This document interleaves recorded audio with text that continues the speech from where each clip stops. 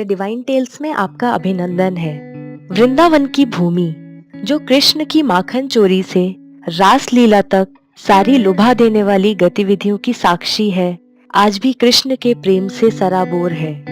यहाँ के कण कण में आज भी भगवान कृष्ण बसते हैं। वृंदावन की ही एक जगह निधिवन, जहाँ कहा जाता है भगवान आज भी गोपियों के साथ रास लीला करने आते हैं। तो दोस्तों, चलिए चैनल को सब्सक्राइब करने के साथ आगे बढ़ते हैं और जानते हैं क्या है निधिवन का सत्य। यहाँ के महंत का कहना है कि इस स्थल पर भगवान ने राधा रानी के साथ महारास किया था। रसों के समूह को ही रास कहा जाता है, जहाँ सभी दिव्य रस जैसे श्रृंगार रस, वात्सल्य रस, माधुर्य रस एक साथ एकत्रित होते हैं, उसे महारास कहते हैं। निधि अर्थात राधा रानी, यह एक ऐसा स्थल है जहाँ भगवान कृष्ण ने राधा का श्रृंगार किया, उनके साथ महारास किया। इसलिए ही इस दिव्य वन को निधिवन कहा जाता है। निधिवन के वृक्ष अनंत जन्मों से तपस्या करते हुए ऋषि मुनि हैं, जो कृष्ण प्रेम के कारण यहाँ वृक्षों के रूप में विराजमान हैं। ये ऋषि मुनि गोपी भाव से भावित होकर यहाँ पर आए। गोपी कौन है?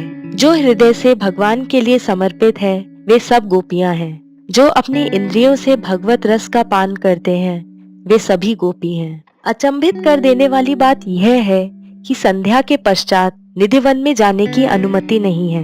यदि कोई यहाँ रात में रुक गया तो या तो पागल हो जाता है या उसकी मृत्यु हो जाती है।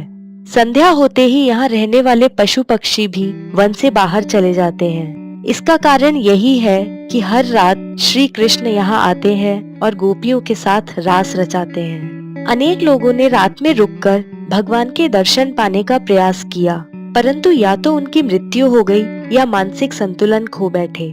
यही नहीं, निधिवन में स्थित रंग महल नाम के मंदिर में हर रात्रि पान, लड्डू, चंदन का पलंग, श्रृंगार का सामान आदि रखा जाता है और मंदिर को भी रात में बंद कर दिया जाता है। जब सुबह मंदिर के पट खोले जाते हैं तो पान तथा लड्डू खाया हुआ मिलता है और सामान बिखरा हुआ। निधिवन की एक और विशेषता है यहाँ के तुलसी के पेड़, जो जोड़े में पाए जाते हैं। कहा जाता है जब राधा कृष्ण रात में रास रचाते हैं तो जोड़े में स्थित ये तुलसी के पौधे भी गोपियां बन जाते हैं। वाह, क्या अद्भुत दृश्य होता होगा। विशाखा कुंड, जो भगवान ने अपनी वंशी से खोदा था। कहा जाता है जब भगवान गोपियों के साथ रासलीला कर रहे थे, तब राधा की सखी विशाखा को प्यास लगी, तो भगवान के द्वारा इस कुंड का निर्माण किया गया था और तब से यह कुंड विशाखा कुंड के नाम से प्रसिद्ध हुआ। वंशी चोर राधा रानी का मंदिर भी यहीं स्थित है। कहा जाता है कि हर क्षण अपनी वंशी में रमे हुए भगवान कृष्ण से राधा रानी नाराज हो गई थी और भगवान की मुरली चुराकर यहाँ रख दी थी। एक भक्त ने तो वन में रुककर भगवान की रासलीला देखने की कोशिश की। जब सुबह निधिवन को खोला गया तो वह मुख बधिर हो चुका था और अपने प्राण त्यागने ही वाला था। तब उसने वहाँ एकत्रित लोगों से एक पेन और पेपर मांगा और निधिवन के अनुभव को शब्दों में उतारा। उसके बाद उसकी मृत्यु हो गई। वह कागज अभी भी मथुरा के सरकारी संग्रहालय में है। विशेषज्ञों ने भी यह माना है कि रंग महल में हुई गतिविधियाँ किसी पशु या पक्षी के द्वारा नहीं की जाती।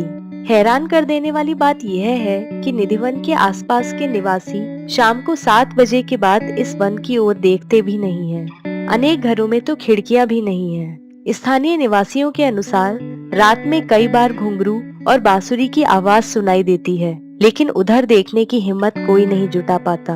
मित्रों, आज तक यह वन एक रहस्य ही बना हुआ है। वीडियो देखने के लिए आपका धन्यवाद।